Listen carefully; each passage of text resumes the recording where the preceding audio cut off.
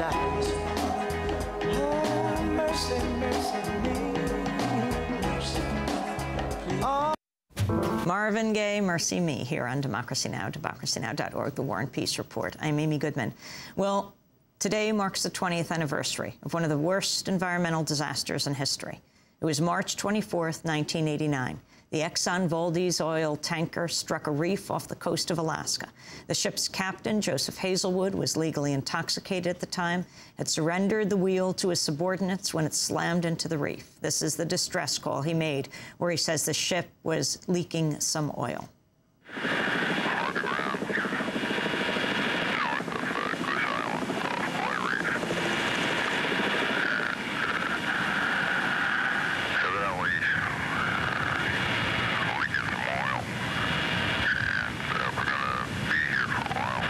The Exxon Valdez spilled 11 million gallons of crude oil into the fishing waters of Prince William Sound.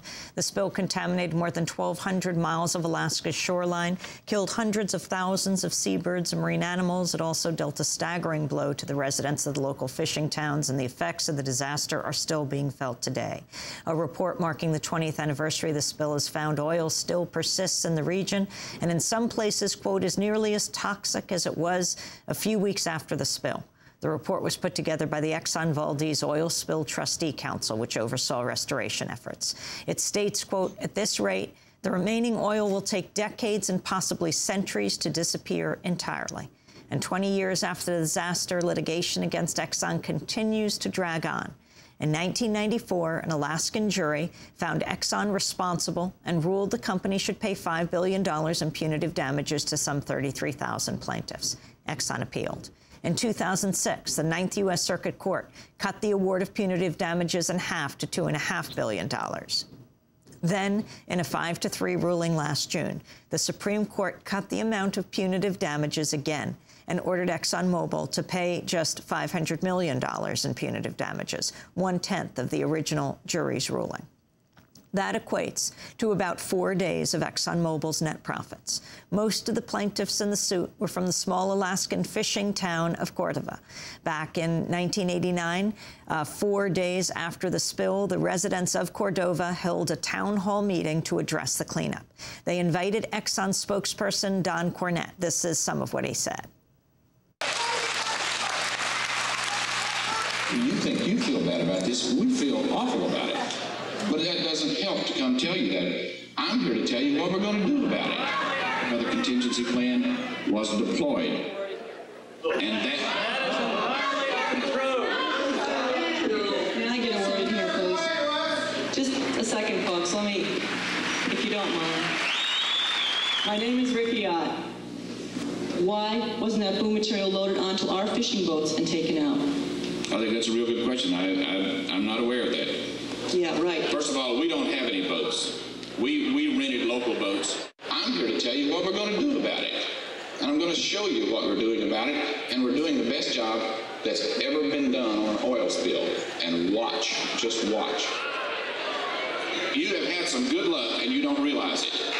You have Exxon. And we do business straight.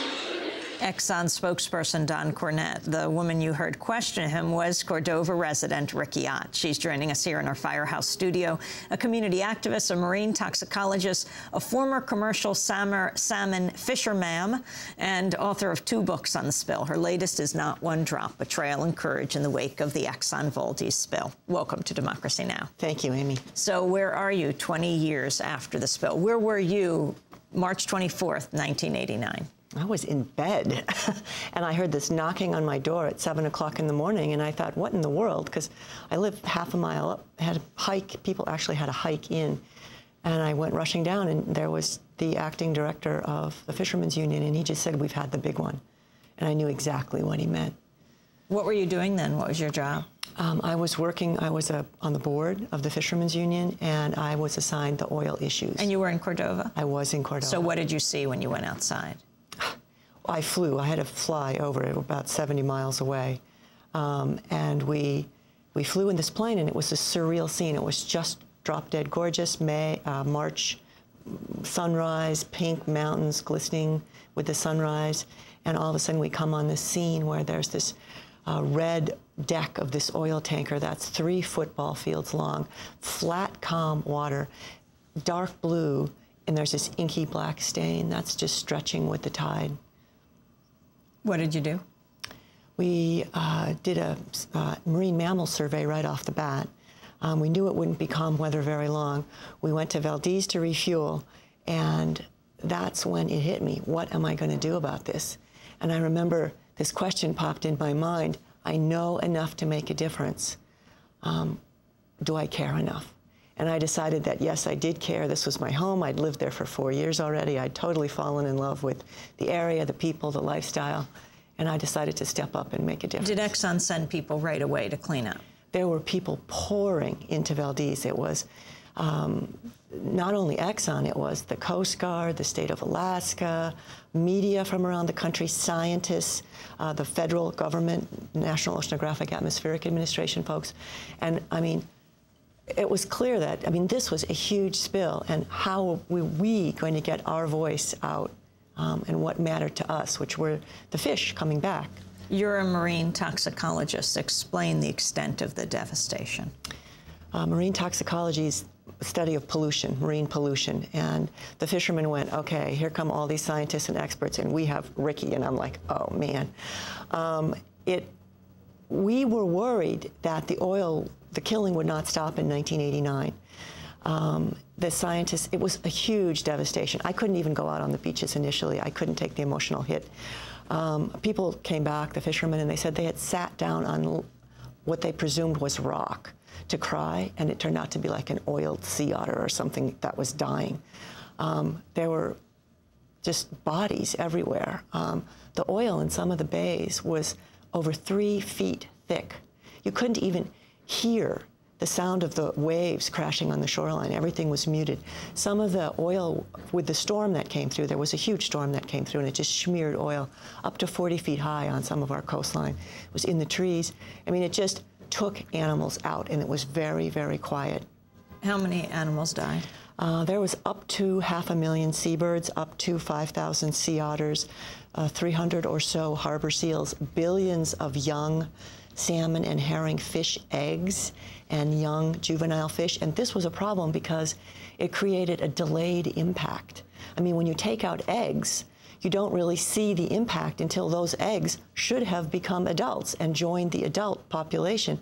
That's what we saw with herring. The crash didn't happen until 1993, 4 years later, when the Young of the Year in '89 failed to materialize. And so what happened to the herring industry? How extensive was it? Well, the salmon and the herring both collapsed because they were spawned on these beaches, these oiled beaches. Salmon, and this was 92, 93. This is delayed harm. Salmon gradually came back, but herring never did. And this is a huge problem, not only for the ecosystem, but also for the economy. Herring are the main forage fish of the ecosystem of Prince William Sound. So whales, sea lions, seabirds, everything depends on herring. Without herring, realistically, we can't expect the Sound to recover. And what the scientists are saying now is they have no idea how long it will take for herring to recover. Meanwhile, the herring fisheries are closed indefinitely.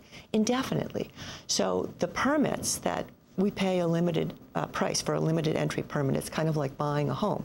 It's a big price, and you take out a loan, and then you pay it back every year based on your fishing income. And it's zero income for herring fishermen. So they have incurred a huge debt on this permit, and it's really the debt that's eating us alive now. $300,000, and these permits are worth now about $15,000. I mean, the mayor committed suicide? One of our mayors, right after the spill, he did, and it was 1993 when the fish runs were collapsing, and I call that year as bad as it gets. Up to that point, we had been victims. We had been waiting for Exxon to pay us. Exxon promised to make us whole. You know, you're lucky you have Exxon. We hadn't even gone to court by 1993. We had fish run collapses, bankruptcies, divorces, suicides. you know, domestic violence spikes, substance abuse spikes. The town was just unraveling. And we were waiting for somebody to help us. The state of Alaska, the federal government, the court system, Exxon, nobody. And there were 33,000 plaintiffs. There are 32,000 claims, 22,000 plaintiffs. Some people had multiple fishing permits, so salmon fishing, herring fishing, so they would have 2 claims. And these are people all through 22 communities and even as far out as Bristol Bay, because the price dropped and there was a price tainting effect. So what we did was the mayor in our dark hour, it really was our darkest hour, committed suicide. And what we did after the Fish Run collapse is we did a community-wide act of civil disobedience. We blockaded Valdez Narrows, held up oil tanker traffic. This was to bring attention to Prince William Sound. Everything was collapsing. Seabirds, marine